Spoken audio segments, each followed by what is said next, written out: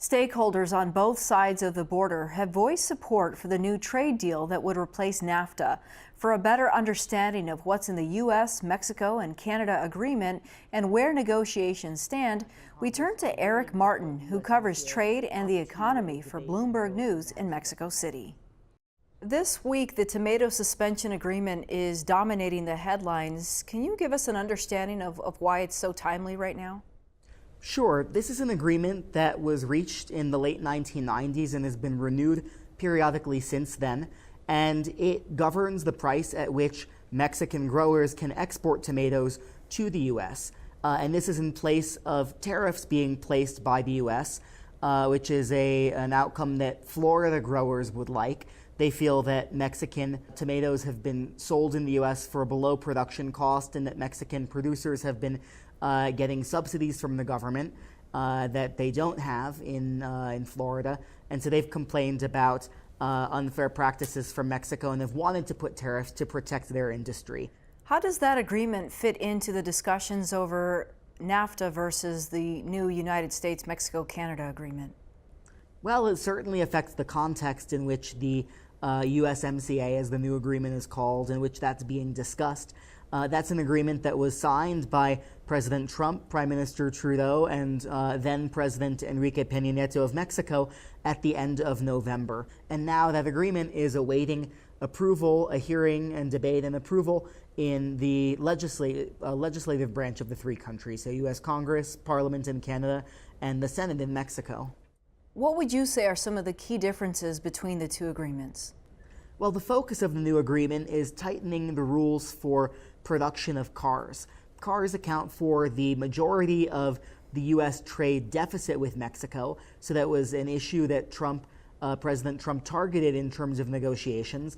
And what the new agreement does, in part, is raise the amount of content that needs to come from within the region.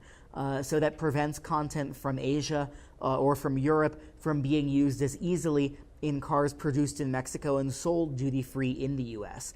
There are also labor provisions that have seemed to garner approval from at least the bodies of government here in the United States. Is that also something that the Canada and Mexico governments are looking at favorably? Well, it's something that Mexico just got finished in its Congress approving these labor changes, which had been sought particularly by Democrats in the U.S. Democrats in the U.S. made these changes a prerequisite for taking up debate of the USMCA in the House of Representatives. Speaker Pelosi had made this a priority to see Mexico not only passing these changes, but also enforcement and implementation. And so Mexico has just passed these changes, which allow for things like secret ballots in electing the leadership of unions, really strengthen the rights of workers to have a voice in their unions. In Mexico, there were previously contracts that were created before a company would arrive that would govern the relationship between the company and its workers. The USMCA appears to be in a holding pattern. Is that the perception or reality of things at the moment? The reality at the moment, if you consider that the deal could have been put on the floor by Speaker Pelosi, really at any time since a study came out middle of last month about the benefits for the U.S. from this agreement. And that study by the International Trade Commission found that there would be some benefits for the U.S. economy from this agreement. And so that's something that was a prerequisite for putting the agreement on the floor. But it's something that analysts are looking to see whether that will happen before the House and before Congress take their recess in August. And so there's speculation that if this doesn't happen by the August recess, it could be put on the back burner until after 2020, potentially until a second Trump administration or until there's a new president. So it's really crunch time to see whether this agreement moves through the U.S. Congress or not. Okay, Eric Martin joining us from Mexico City. Thank you for your insight. Thank you for having me on.